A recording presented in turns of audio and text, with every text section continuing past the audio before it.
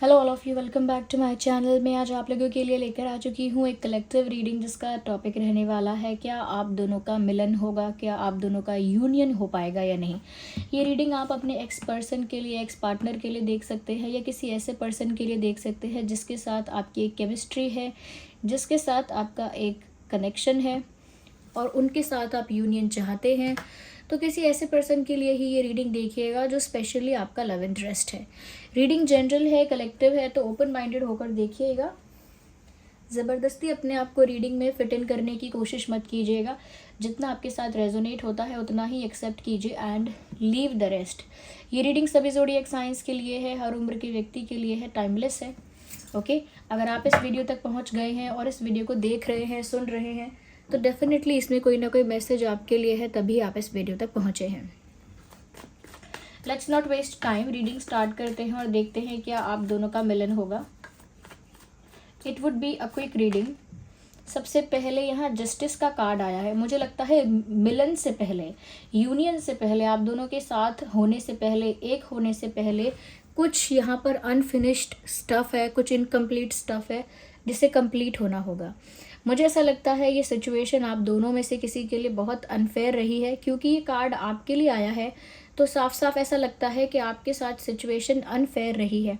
ऐसा लगता है कुछ आपके साथ इनजस्टिस हुआ, कुछ आपके साथ अनफेयर हुआ, चीटिंग हुई, मैनिपुलेशन हुआ, किसी तरीके का फ्रॉड तो चलिए अलग बात हो गई, लेकिन चीटिंग, मैनिपुलेशन, ये मुझे लगता है बिट्रेयल या बैकस्टैबिंग, ये आपके साथ हुआ है। बिट्रे किया है, किसी ने चीट किया है या किसी ने मैनिपुलेट किया है आपको, और इसी तरह से आपके साथ इनजस्टिस या फिर कुछ अनफेयर हुआ है, अन्याय हुआ है।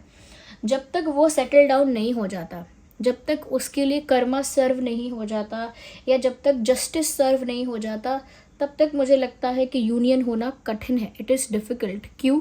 क्योंकि जब तक व्यूअर्स चीज़ें सेटल नहीं हो जाती, जो भी इनकम्प्लीट अनफिनिश्ड स्टफ़ है। अब वो अनफिनिश्ड स्टफ़ क्या है कि अगर आपके साथ अनफेयर आपके पर्सन ने किया था, तो जब तक वो सिचुएशन फेयर नहीं हो जाती, कर्मा सर्व नहीं हो जाता, कार्मिक अकाउंट सेटल नहीं हो जाता, उन्होंने जो गलत किया जब तक वो उस चीज़ को फेस नहीं कर लेते या वो जो डिज़र्व करते हैं और जब तक उनको वो मिल नहीं जाता, तब तक यहाँ पर मुझे ऐसा लगता है कि जस्टिस नहीं होगा। और जब तक जस्टिस नहीं होगा तब तक आप दोनों का यूनियन होना बहुत टफ है। ओके, यूनियन ईजी नहीं है तब तक। तो यहाँ पर यूनियन से पहले जस्टिस सर्व होगा, ये एक साइन है। अगर अब तक आपको जस्टिस नहीं मिला है तो इसका मतलब यूनियन अभी क्लोज नहीं है, ज़्यादा निकट नहीं है, पास ही नहीं है। पहले जस्टिस होगा सर्व, आपके पर्सन है या वो जो भी इंसान है जिसने आपके साथ गलत किया है वो पहले कर्मा फेस करेंगे, देन उसके बाद अपॉलजी, रियलाइजेशन एक्सेट्रा होगा, तब जाके यहाँ पर यूनियन के चांसेस हैं, लेकिन उससे पहले जस्टिस के। तो आपको अगर जस्टिस मिल चुका है आपकी सिचुएशन में, देन कॉन्ग्रेचुलेशंस, अब आपका यूनियन होने वाला है। ओके, और अगर अभी तक आपको जस्टिस ही नहीं मिला है, आपको वो मिला ही नहीं जो आप डिज़र्व करते हो, या फेयर ही नहीं हुई सिचुएशन अभी तक, सब कुछ अनफिनिश्ड और इनकम्प्लीट सा अभी भी रह गया है, तो व्यूअर्स अभी टाइम है। दूसरा कार्ड यहाँ पर हाई प्रीस्टेस का आया है, जो कि बहुत ही अच्छी बात है। यहाँ पे कहीं ना कहीं व्यूअर्स, यहाँ पर एक साइन ये भी है कि ये जो यूनियन है ये जल्दी हो सकता है या जल्दी हो पाएगा अगर आप अपने अंदर सर्टेन चेंजेस लेकर आए तो। और वो सर्टेन चेंजेस ये हैं कि पहली चीज़ तो ये कि आपको खुद पर फोकस करना स्टार्ट करना पड़ेगा। ज़्यादा किसी को चेज़ नहीं करना है, ज़्यादा किसी के पीछे डेस्परेट होके नहीं भागना है, या ज़्यादा किसी से ऑब्सेस नहीं होना है। अपनी सेल्फ ग्रोथ पर फोकस करना है, आपकी खुद की पर्सनालिटी की ग्रोथ, आपकी पर्सनल ग्रोथ, आपकी मेंटल पीस, आपको इन सब चीज़ों पे ध्यान देना है। अगर आपके गोल्स हैं कुछ, अपने गोल्स पे, अपने एम्बिशंस पे ध्यान देना है, तो खुद पर फोकस करिए, अपनी ग्रोथ पर, अपने डेवलपमेंट पर फोकस करिए, अपनी लाइफ पर बहुत फोकस करिए। और किसी दूसरे को चेस करना या किसी के लिए डेस्परेट होना या किसी के लिए ऑब्सेसिव होना आपको कम करना होगा। तो दूसरे पर से ध्यान कम और अपने ऊपर ध्यान ज़्यादा, ये करना होगा। दूसरी चीज़ ये कि आपको अपने सेल्फ रिस्पेक्ट में ऑपरेट करना होगा। आई एम नॉट सेइंग कि आप सेल्फ रिस्पेक्ट में ऑपरेट नहीं करते हैं या सेल्फ रिस्पेक्टिंग नहीं है, लेकिन फिर भी मैं यहाँ पर आपको बोलूँगी सेल्फ रिस्पेक्ट को फर्स्ट प्रायोरिटी रखिए, सबसे ऊपर रखिए इस समय। क्योंकि जिस सिचुएशन में आप डील कर रहे हैं, यहाँ पर भी आप दूसरे की इच्छा कर रहे हैं या इस चीज़ के लिए इच्छा कर रहे हैं कि यूनियन हो जाए, या फिर कब हो पाएगा यूनियन, ये आप जानना चाह रहे हैं। वो अच्छी बात है, एक आइडिया आप लेना चाह रहे हैं कि कब हो सकता है, क्या होगा कि नहीं होगा, दैट इज़ गुड। लेकिन अगर आप डेस्परेट हो जाएंगे इस चीज़ के लिए, या बहुत ज़्यादा क्रेजी हो जाएंगे कि नहीं कब होगा, और ऑब्सेसिव हो जाएंगे उस इंसान के लिए, उतना ही वो इंसान दूर भागेगा। जितना आप अपने सेल्फ रिस्पेक्ट में रहेंगे कि ठीक है, जब होना होगा होगा, मुझे तब तक अपनी ग्रोथ पर ध्यान देना चाहिए, जब तक मुझे अपनी लाइफ पे फोकस करना चाहिए और अपनी सेल्फ रिस्पेक्ट को इम्पोर्टेंस देनी चाहिए, तो यूनियन होने के चांसेस ज़्यादा हैं। Because when you operate in your self respect, जब आप अपने सेल्फ रिस्पेक्ट में ऑपरेट करते हैं, you become more romantically attractive to your person. आप अपने पार्टनर के लिए ज़्यादा रोमांटिकली अट्रैक्टिव हो जाते हैं। और ये यूनिवर्सल है, ये यूनिवर्सल लॉ है। जो भी इंसान थोड़ा सेल्फ रिस्पेक्टिंग है और एक डिग्निटी मेंटेन करके रखता है, दूसरा जो इंसान होता है वो खुद ब खुद यानी नेचुरली उसकी तरफ आकर्षित हो जाता है, उसकी ओर आकर्षण महसूस करता है। आप भी जितना ज़्यादा सेल्फ रिस्पेक्टिंग या सेल्फ लविंग रहेंगे, उतना ही ज़्यादा ये इंसान रोमांटिकली आपकी तरफ अट्रैक्ट होंगे, और वो यूनियन का एक बहुत अच्छा साइन होगा, वो यूनियन के लिए एक बहुत अच्छी पहल होगी, एक अच्छी शुरुआत होगी। तो आप सेल्फ रिस्पेक्टिंग ज़्यादा हो जाइए, अगर हैं तो अपने ऊपर और फोकस करने लगिए। दूसरी चीज़ ये कि इमोशनल, अगर आप एक इमोशनल बीइंग हैं, ज़्यादा इमोशनल हैं, चलिए एक पर्सन को लेकर ज़्यादा इमोशनल है, स्पेशली जिस पर्सन के लिए देख रहे हैं, हो सकता है कि आप उस इंसान को लेकर ज़्यादा इमोशनल हैं, लेकिन आपको अपने इमोशंस को अपने ऊपर हावी नहीं होने देना, बस इतना कंट्रोल करना है, इतना मैनेज आपको करना पड़ेगा कि आपके जो इमोशंस हैं वो आपके ऊपर हावी ना हो जाएं, आपको कंट्रोल ना करने लगे आपके इमोशंस। इमोशनल रहिए, लेकिन ये सोच कर रहिए कि एक बैलेंस होना चाहिए। कभी कभी इमोशंस इतने ज़्यादा हो जाएंगे कि इंटेलिजेंस वर्क नहीं करेगा, तो फिर क्या होगा कि इमोशनली आप स्टूपिड कहलाओगे या डम डिसीजन, स्टूपिड डिसीजंस लोगे। इसीलिए आपको इमोशनल तो रहने के लिए मना नहीं किया जा रहा, इमोशनल रहिए, लेकिन इमोशंस को कहाँ यूज़ करना है, कैसे एक्सप्रेस करना है, कब शो करना है, कब नहीं करना है, और कहाँ पर किसके लिए इमोशनली अवेलेबल रहना है। अगर ये इंसान ज़्यादातर आपके लिए इमोशनली अवेलेबल नहीं रहते हैं, तो आप उनके लिए इमोशंस फील कर सकते हैं। तो इमोशनली अवेलेबल वहीं रहिए जहाँ पर आपके इमोशंस की वैल्यू की जाती है या आपके इमोशंस की वैल्यू होती है। अगर कोई इंसान आपके इमोशंस की वैल्यू नहीं करता है और आप फिर भी उसके लिए इमोशनल हैं, तो भी कोई बात नहीं, इग्नोर द बैकग्राउंड नॉइस, तो भी कोई बात नहीं, लेकिन फिर भी आपको अपने इमोशंस को ज़्यादा शो नहीं करना है। You can feel them, but it is not necessary to show. Okay, feel करो, लेकिन ज़्यादा दिखाओ मत, क्योंकि ज़्यादा दिखाओगे तो ऐसा दिखेगा कि आप इमोशनली बहुत अवेलेबल हो। इतना अवेलेबल होने की ज़रूरत नहीं है, और जितना इमोशनली अवेलेबल आप कम रहोगे, उतना ही ये इंसान आपको ज़्यादा अटेंशन देंगे। जितना ज़्यादा इमोशनली अवेलेबल रहोगे, उतना अटेंशन ये इंसान कम देंगे। यानी ज़्यादा इमोशनली अवेलेबल रहोगे तो अटेंशन कम रहेगा इस इंसान का, अगर इमोशनली अवेलेबल कम हो जाओगे तो इनका अटेंशन बढ़ जाएगा, ऐसा रहेगा ये। तो जैसे आप देख रहे हैं, ये हाई प्रीस्टेस है और मून इनके पैरों में है, सर पे नहीं है। मून यहाँ पर इमोशंस को दर्शा रहा है। अगर मून यहाँ पर होगा सर पर, तो उसका मतलब ये है कि इमोशंस हावी हो गए हैं, या इमोशंस ही इंसान के माइंड को कंट्रोल कर रहे हैं। बट यहाँ पर ये पैरों में है, इसका मतलब ये है कि ये इमोशंस को कंट्रोल कर चुकी हैं। ओके, तो आपको भी इमोशनली अपने आप को इतना कंट्रोल करना है या बैलेंस आउट करना है। नाइट ऑफ वैंड्स का कार्ड है, नाइट ऑफ वैंड्स का कार्ड है व्यूअर्स। मुझे यहाँ पर ऐसा लगता है कि ये इंसान अट्रैक्शन की वजह से भी आपकी तरफ बढ़ेंगे डेफिनेटली, क्योंकि यहाँ पर ऐसा लगता है कि ये जितना ज़्यादा आप सेल्फ रिस्पेक्ट में चले जाएंगे अपनी, यानी सेल्फ रिस्पेक्ट में ही ऑपरेट करेंगे, जितना ज़्यादा डिग्निटी को इम्पोर्टेंस देंगे, जितना ज़्यादा अपने इमोशनल एरिया को या अपने इमोशंस को बैलेंस कर लेंगे, कंट्रोल कर लेंगे, उतना ही इनका अट्रैक्शन आपकी तरफ मल्टीप्लाई हो जाएगा। ये कह सकते हैं कि उतना ही ज़्यादा इनका अट्रैक्शन आपकी तरफ बढ़ जाएगा।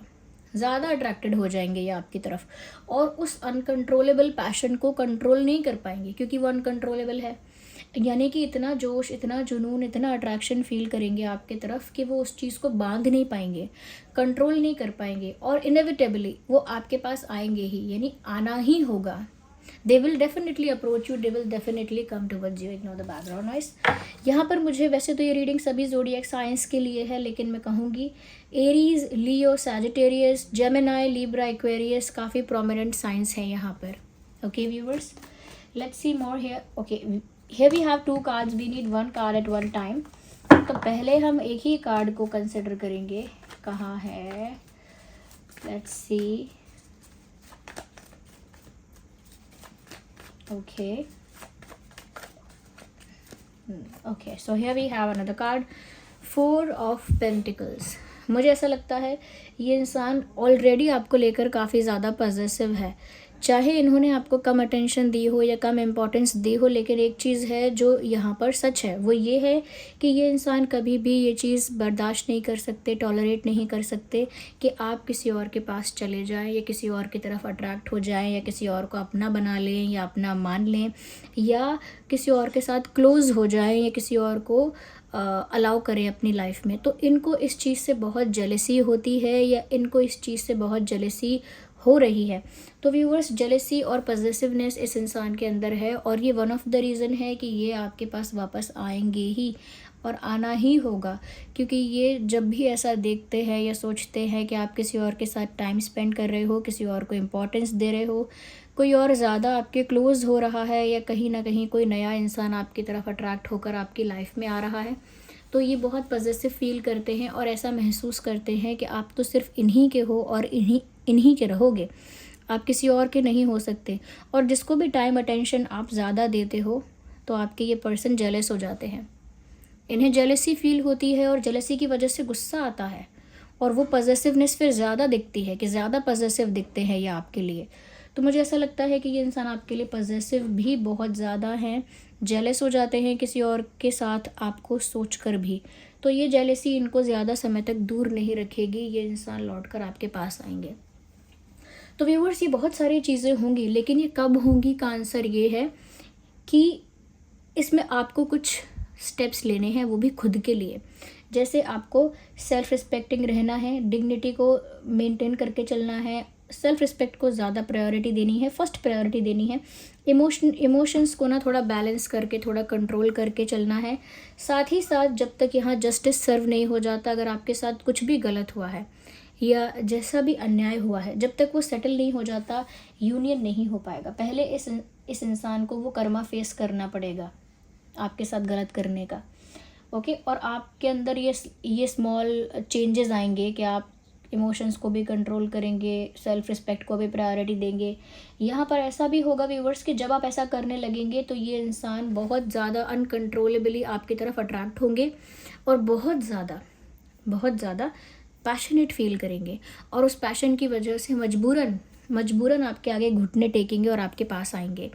यहाँ पर व्यूअर्स, मुझे ऐसा लगता है कि अगर आप किसी और पर्सन से बात करेंगे, फ्रेंडली हो जाएंगे, फ्रैंक हो जाएंगे किसी और के साथ, तो ये इंसान बहुत ज़्यादा पॉजिटिव फील करेंगे और उस इंसान से जेलस भी हो जाएंगे जो आपके करीब आएगा, और वो जेलसी भी उन्हें खींचकर आपके पास ले आएगी, क्योंकि उनको लगता है कि उन पर सिर्फ आपका हक है, आप सिर्फ उन्हीं के हो। तो उस जेलसी और पॉजिटिवनेस की वजह से वो आपको खींचकर लेकर ही आ जाएंगे अपनी लाइफ में, या फिर आपके पास आ जाएंगे। ये जेलसी उन्हें आपके पास ही ले आएगी। तो व्यूअर्स, यूनियन तो यहाँ पर होगा, बट 2 चीज़ें यहाँ पर हैं, 2 कंडीशंस कह सकते हैं, 2 सिचुएशंस कह सकते हैं कि पहले यहाँ जस्टिस सर्व होगा व्यूअर्स, और दूसरी चीज़ आपके अंदर स्मॉल चेंजेस आएंगे, तब ये सब चीज़ें जल्दी होंगी और पॉसिबल भी होंगी और यूनियन भी हो पाएगा। तो ये कुछ यहाँ पर दिख रहा है। मैंने जो साइंस बताए थे, Gemini, Libra, Aquarius, Aries, Leo, Sagittarius, उसके साथ साथ मुझे यहाँ पर लग रहा है टॉरस, वर्गो, कैप्रिकॉर्न। तो आपका और आपके पर्सन का ये कुछ साइंस हैं जो हो सकते हैं। अगर मैंने कोई ज़ोडिएक साइन नहीं भी बोला है तो भी ये आपके साथ मैच कर सकती है रीडिंग, क्योंकि ये रीडिंग सभी ज़ोडिएक साइंस के लिए है, हर उम्र के व्यक्ति के लिए है। तो यस व्यूअर्स, यूनियन तो यहाँ पर होगा। डेफिनेटली होगा. Wait a second, I have something for you. यहाँ पर हम डिवाइन गाइडेंस ले लेते हैं या डिवाइन मैसेज ले लेते हैं. We need one card.